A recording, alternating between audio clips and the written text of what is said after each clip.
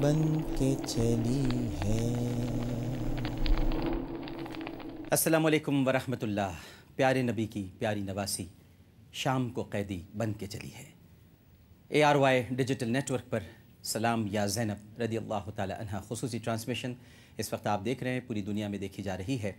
और नाज़रीन किराम, अब वो लम्हात और वो वक्त आन पहुँचा है।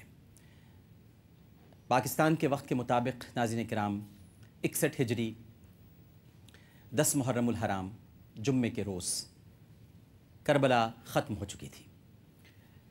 इस वक्त इमाम अली मकाम सैयदना हुसैन रदी अल्लाह ताला अन्हो के तमाम असहाब और अहले बैत के वो सरकर्दा अफराद, जिनमें बिलखुसूस हज़रत अब्बास अलमदार रदी अल्लाह ताला अन्हो, जिन्होंने अपने बाजू कटने के बावजूद अलम इस्लाम गिरने न दिया, हज़रत अली अकबर, अली असग़र, शहज़ादा कासिम, औन मोहम्मद, हबीब इब्न मज़ाहिर और दीगर जितने असहाब थे और अहले बैत के जिगर के टुकड़े थे, वो सब के सब कत्ल हो चुके हैं। ये वो लम्हात है नाज़रीन किराम कि जब इमाम अली मकाम आखिरी लाशे को भी ले जाकर ख़याम के पास रख चुके हैं और अब ख़ुद भी शहीद हो चुके हैं। ये वो मंज़र है नाज़रीन किराम जो कई बरसों पहले आसमान ने अपनी आँखों से देखा। करबला की ज़मीन सुर्ख हो गई, आसमान पर सुर्ख और काले बादल उमड़ आए, हर तरफ अश्क बहाए जा रहे थे। नबी करीम सल्लल्लाहु अलैहि वसल्लम का नवासा, वो इमाम जिसे रसूल सूंघते भी थे और चूमते भी थे, जालिमों ने पीछे से वार करके, क्योंकि इमाम अली मकाम सजदे में थे और उनकी गर्दन काटने के लिए आगे आने की भी किसी ने कोशिश नहीं की और सजदे में ही आपका सर काट दिया।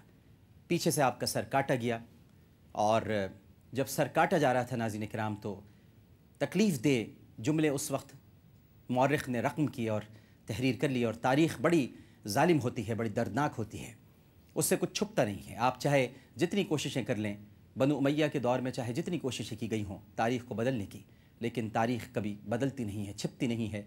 और खौली बिन यजीद के ये जुमले आज भी तारीख़ में महफूज हैं। जब वो सर काटने की कोशिश कर रहा था तो सनान बिन अनस ने उससे ये कहा अपने घोड़े से उतर कर कि तेरे हाथ बेकार हों, जल्दी क्यों नहीं करता, हमारी असर की नमाज़ निकले जा रही है। और इमाम अली मकाम सैयदना हुसैन रदी अल्लाह ताला अन्हु का कि जिनके घर से नमाज़ मिली, जिनके घर से कुरान मिला, जिनके घर से इबादत मिली, जिनके घर से हज मिले, ज़कात मिली, उसी इमाम अली मकाम सैयदना हुसैन रदी अल्लाह ताला अन्हु का सर इस वक्त, यानी ये जो वक्त है, करबला में काटा जा चुका है। और अब थोड़ी देर के बाद जो क़यामत, असल क़यामत जिसे मैं कहता हूँ, हो सकता है मैं गलत हूँ, अल्लामा साहब मेरी तस्हीह कर दें, मिर्ज़ा साहब मेरी तस्हीह कर दें, लेकिन मैं यही समझता हूँ कि असल करबला तो इन शोहदा के लाशें गिरने के बाद बपा हुई है, जब नबीज़ादियों की चादरें खींची गई हैं। और वो चादरें नाज़रीन किराम, जब मैं ये बयान करता हूँ तो मेरे रोंगटे खड़े हो जाते हैं कि उनकी चादरें खींची गई हैं कि जिन्होंने ना कभी किसी नामहरम को देखा और जिन्हें कभी किसी नामहरम ने न देखा, उनकी चादरें उतारी गई हैं। उनके सरों से रिदाएँ उतार कर उन्हें कूफा और शाम के बाज़ार में फिराया गया है। और ये मनाजिर भी अभी आसमान ने देखने हैं। ये सब कुछ भी 10 मुहर्रमुल हराम 61 हिजरी को हुआ। बच्चों को तमाचे मारे गए, जुल्म किया गया। जो कुछ भी जुल्म यजीद और उसके गुमाश्ते कर सकते थे, वो जुल्म उन्होंने किया। इब्न ज़ियाद के हुक्म पर, यजीद के हुक्म पर, शिम्र के हुक्म पर, अज़रा के हुक्म पर, हुरमला के हुक्म पर जो कुछ भी किया गया, नाज़रीन किराम, वो आपकी तारीख़ की आँखों के सामने है और तारीख़ ने उसे रक़म किया। लेकिन फिर उसके बाद इनके साथ क्या हुआ, और आज की हमारी ट्रांसमिशन का ये नफ्स है कि उसके बाद इनके साथ क्या हुआ, वो हम यकीनन आज आप सब सुनने के लिए बेताब व बेकरार हैं।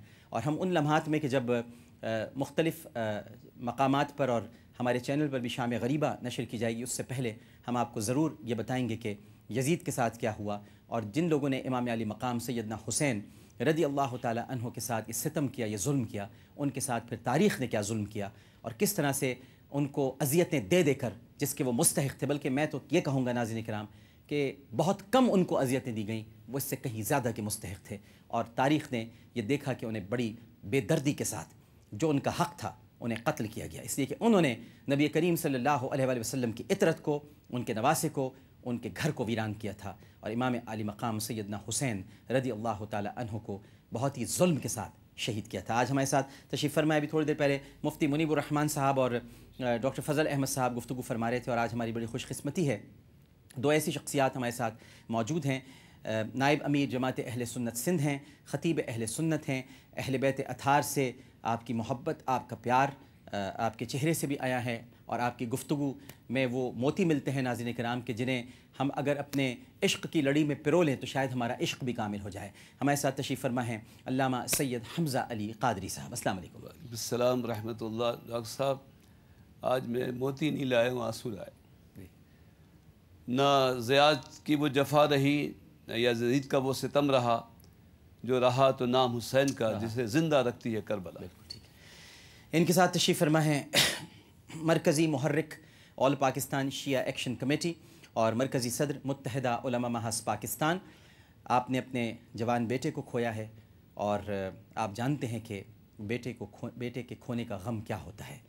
ہمارے بہت قابل احترام ہیں، ہم جب بھی گزارش کرتے ہیں تشریف لاتے ہیں، مرزا یوسف حسین صاحب۔ السلام علیکم۔ وعلیکم السلام ورحمۃ اللہ۔ مزاجی گرامی بخیر۔ الحمدللہ۔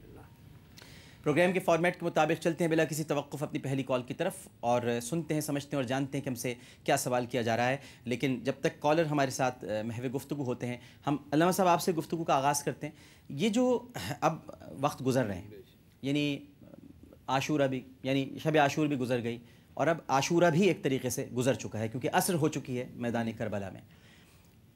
علامہ صاحب، یہ جو بڑی بے دردی کے ساتھ لاشیں گرائے جا رہے تھے، سر کاٹے جا رہے تھے، اور یعنی ابن زیاد نے تو یہاں تک کیا کہ جب سب کو مار چکا تو اس کے بعد اپنے جو جہنمی اس کے سپاہی تھے ان کی اس نے نماز جنازہ پڑھی اور ان سب کے سر کاٹ کر لے گیا، اور یہ بھی اس نے گوارا نہیں کیا کہ ان کو سپرد خاک کر دیا جاتا، اور یہ شاید اس کے نصیب میں ہی نہیں تھا۔ تو یہ جو ظلم کیا گیا ہے علامہ صاحب، یہ ذرا بتائیے گا، ان کے کہاں پہ نہیں ہاتھ اس وقت، یعنی تھوڑی دیر کے لیے بھی لرزہ طاری نہیں ہوا، راشہ طاری نہیں ہوا کہ کس کا سر کاٹنے کے لیے جا رہے ہیں؟ کیا ان کو یہ روایات نہیں معلوم تھیں؟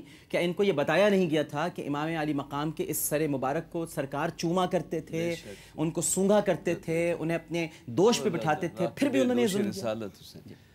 ہر غامر کے غیر آباد جو کہتے ہیں غمرات الارض، ہر غامر کے عامر حسین ہیں، اور ملت بیضا کے یوسف حسین ہیں۔ واہ!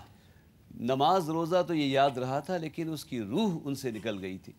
وہ جس قدر ظلم ہوا، ظلم بھی اپنے کمال پہ تھا اور صبر بھی اپنے کمال پہ تھا، اور جیسا کہ عرض کرتے ہیں کہ صبر ہو نہیں سکتا جب تک جبر نہ ہو۔ اس طرف سے جبر شدید تھا، اس طرف سے صبر مزید اور مزید تھا۔ یہ عصر کا وقت تو واقعی وہ وقت ہے جس وقت اے خاک کربلا تو اس احسان کو نہ بھول، تڑپی ہے تجھ پہ لاشے جگر گوشہ بطول۔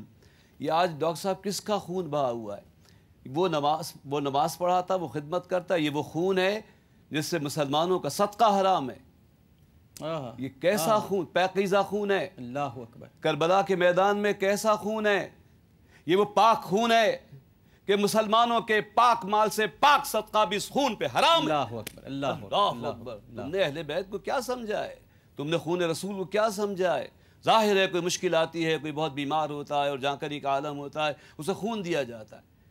جب ملت اسلامیہ دم مرگ پہنچی اور اسلام جسد اسلام کب کمانے لگا تو وقت پڑی، ضرورت پڑی خون کی، تو پھر خون ٹیسٹ کیا جاتا ہے نا، میچ خون کی کیا تطبیق کی انہوں نے کہ اسلام جب کمزور ہوا، کب کپانے لگا تو اسے ضرورت پڑی، خون کی ضرورت پڑی تو خون میچ کیا جاتا ہے۔ جس کا خون ملتا ہے اس کا خون جس کا خون ملتا ہے، اللہ اکبر! بہت گہری بات، جس کا خون ملتا ہے، واہ واہ! تو وقت نے جب دیکھا تو رسول سے صلی اللہ علیہ وسلم خون اگر کسی کا ملتا تھا تو حسین کا خون ملتا تھا۔ یہ خاندان نبوت کا خون تھا، جو رسول کا خون تھا، وہ نور دیدہ رسول تھے، وہ جگر گوشہ بطول تھے۔ امام حسین اللہ تعالیٰ ان کے خاندان، کسی نبی، لاکھوں نبی گزرے ڈاکٹر صاحب، کسی ایک نبی کے بھی خاندان نے اتنی بڑی قربانی نہیں دی ہے جو ہمارے آقا و مولا حضرت محمد صلی اللہ علیہ وسلم کے خاندان نے قربانی دی ہے۔ اور جگر گوشہ رسول ٹکڑے ٹکڑے ہوئے، آپ کی اولاد اولاد کی اولاد اللہ اکبر کربلا کے میدان میں ہے، اور کربلا کا میدان قیامت تک ایک سبق بنا ہوا ہے کہ دیکھو تم زندگی کے کسی حصے میں ہو، عمر کے کسی حصے میں ہو، حق پہ قربان ہو جانا۔